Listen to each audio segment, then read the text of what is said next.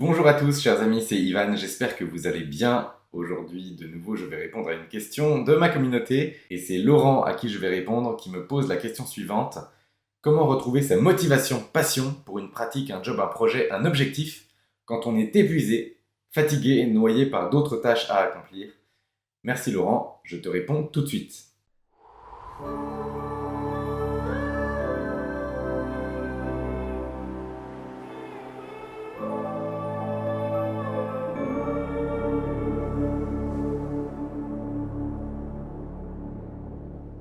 La question que tu poses, Laurent, est commune à de nombreuses personnes et à de plus en plus de personnes.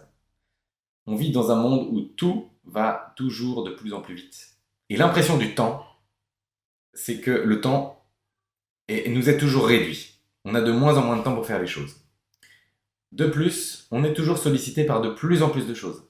Il y a des notifications à chaque fois sur notre téléphone, nos emails, les informations, etc. Il y a tout qui va à 200 à l'heure et on a de plus en plus d'informations autour de nous, qu'on le veuille ou pas.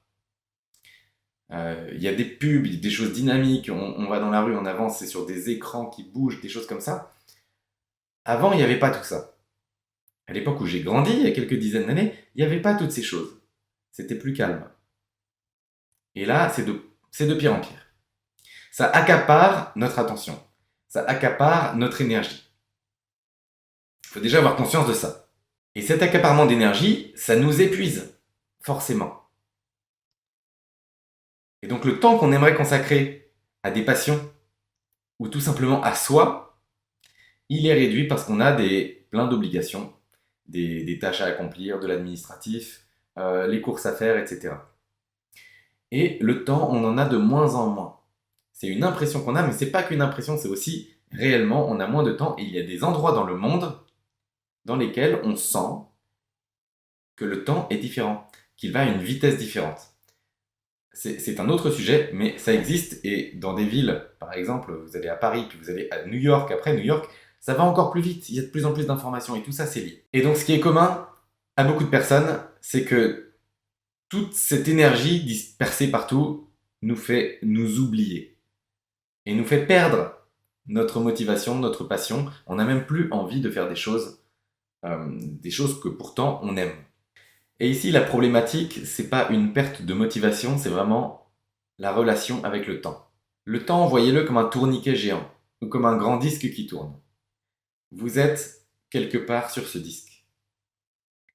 Plus le disque tourne, plus avec la force centrifuge, vous êtes écarté du centre et vous diriger vers l'extérieur.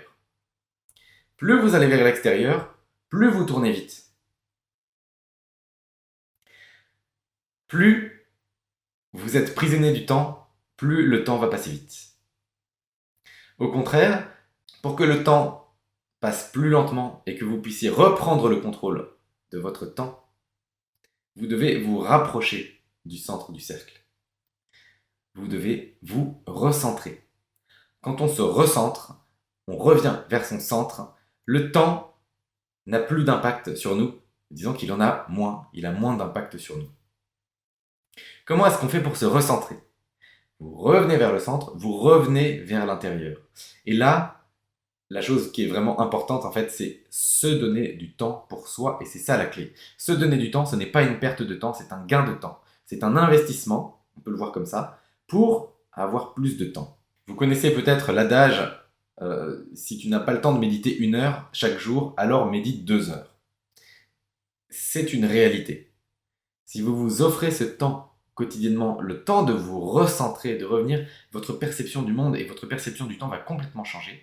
Et vous pourrez reprendre le contrôle de votre vie parce que c'est vraiment de ça qu'il s'agit. Dans la matière, votre existence, elle est conditionnée par le temps. Le temps a une importance énorme en fait dans la vie. Mais on peut s'en affranchir. Et c'est une ressource vraiment importante. Et la chose la plus importante, c'est savoir gérer cette ressource et savoir s'affranchir du temps. Et pour ça, il faut d'abord se l'offrir à soi-même. Donc Laurent, dans ton cas, ta motivation ton manque de motivation, ce n'est pas le problème. Ni même que tu sois noyé par des tâches. C'est que tu peux sortir de cette noyade.